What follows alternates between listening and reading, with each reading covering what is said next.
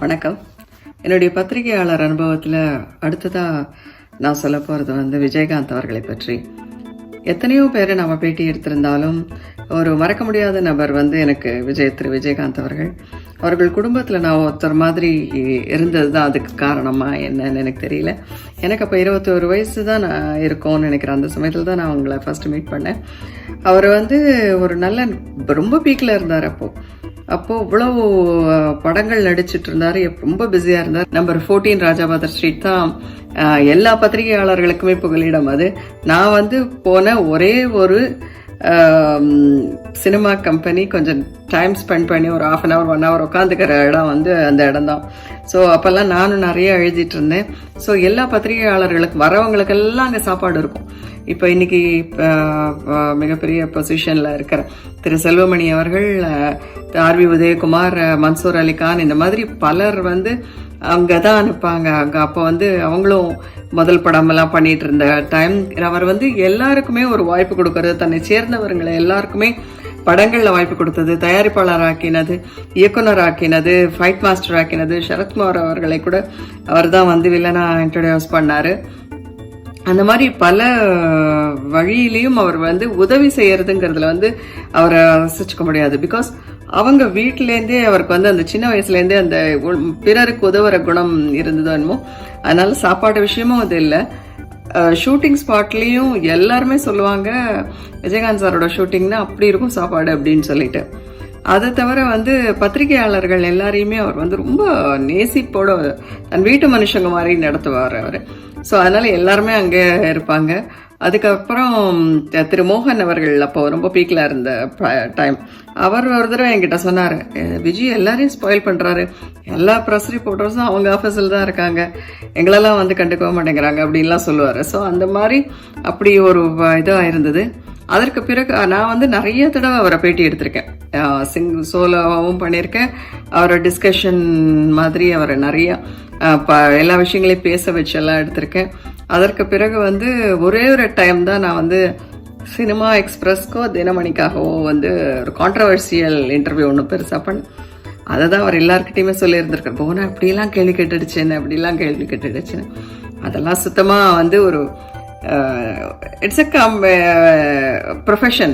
அதில் ஒரு ஆர்டிக்கல் இன்ட்ரெஸ்டிங்காக இருக்கணுங்கிறதுக்காக நம்ம எப்போவும் ஒரே மாதிரி ஆக்டர்ஸை கொஸ்டின் கேட்டுட்டு இருந்தா எனக்கு பிடிக்காது. ஸோ அதனால கொஞ்சம் வித்தியாசமாக இருக்கட்டும் என்ன அந்த மாதிரி கேள்வி கேட்டிருந்தேன். அவர் கொஞ்சம் காட்டமாக தான் பதில் சொல்லியிருந்தார் அதுக்கு. ஸோ அதற்கு பிறகு நான் ரொம்ப சந்திக்கலை. அதுக்கப்புறம் அவங்க கல்யாணம் வந்தது. அவங்க வீட்டில் பெரிய அண்ணின்னு கூப்பிடுறது, அக்கான்னு கூப்பிடுறது, இவங்களை சின்ன அண்ணி வந்தோடனே சின்ன அண்ணின்னு கூப்பிடுறது, இப்படி தான் ஒரு ஃபேமிலி பர்சன் மாதிரி தான் இருந்துகிட்ருக்கேன். இன்னும் அந்த நட்பு எனக்கு தொடர்ந்து தான் இருக்குது. ஸோ இப்போ நிறைய அடிக்கடி சந்திக்க முடியலனாலும் எப்போ மீட் பண்ணிக்கிறோமோ இப்போ எல்லா விஷயங்களையும் பேசுவோம். ஈவன் அண்ணி பிரேமலதா அண்ணி கூட எல்லாருமே பேசக்கூடிய ஒரு இது. எப்பவுமே அவங்களே எனக்கு வெல்விஷர், நானும் அவங்கள வெல்விஷர் மாதிரி தான். அவங்க எப்பவுமே நல்லா இருக்கணும்னு நினைப்பேன். அரசியலுக்கு வந்ததுக்கப்புறம் அவருக்கு இருந்த கரிஸ்மா, அவர் வந்த புதுசில் ஒரு திரு எம்ஜிஆர் அவர்களுக்கு இருந்த மாதிரி அப்படி ஒரு கரிஸ்மா, அப்படி ஒரு க்ரௌட், எல்லாமே அவர் மேலே வச்சிருந்த அன்பு தான். அவருக்கு பெரிய நாலேஜ் இருக்கு, உலக நாலேஜ் எல்லாம் அவருக்கு இருக்கு, அந்த பெரிய அரசியல்ல பெரிய ஞானம் இருக்குங்கிறதெல்லாம் விட அவருக்கு இந்த நாட்டு மக்களுக்கு ஏதாவது நல்லா செய்யணுங்கிற அந்த நோக்கம் இருக்கு. அதற்கான வேகம் இருந்தது, அதற்கான ஒரு துணிவு இருந்தது. எந்த ஒரு பிரச்சனையா இருந்தாலும் ஒரு நடிகர் சங்கத்துல எப்படி ஒரு தலைவராக இருந்தப்போ சால்வ் பண்ணாரோ அந்த மாதிரி அவருக்கு ஒரு ஆளுமை உண்டு.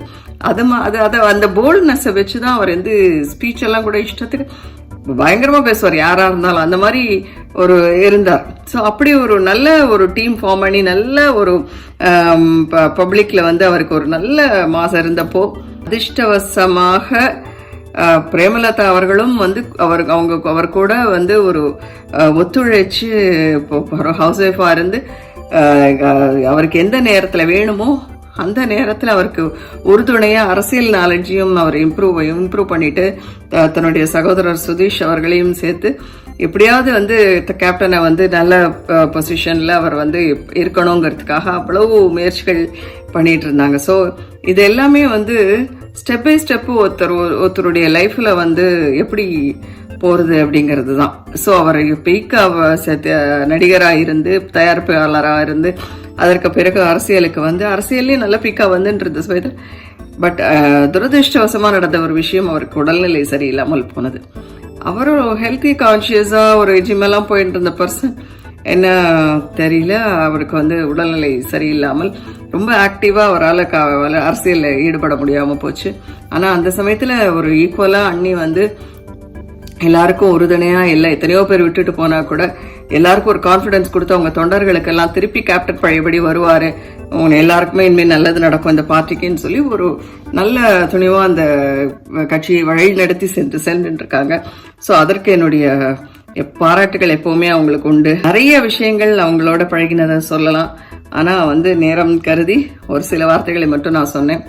அவர் கூடிய சீக்கிரம் பழையபடி பழைய விஜயகாந்தாக எழுந்து வரணும். அந்த மாதிரி எல்லாரோடையும் பழகணும், எல்லாரோடையும் பேசணும்.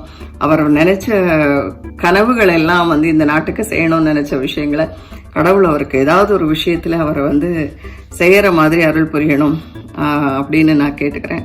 அதுக்கு அண்ணி எப்பவும் ஒரு துணையா இருக்காங்க. அவங்களுடைய கட்சி தொண்டர்களும் வந்து அவர் மேல இன்னும் பாசத்தோட, அன்போட, நம்பிக்கையோட இருக்காங்க.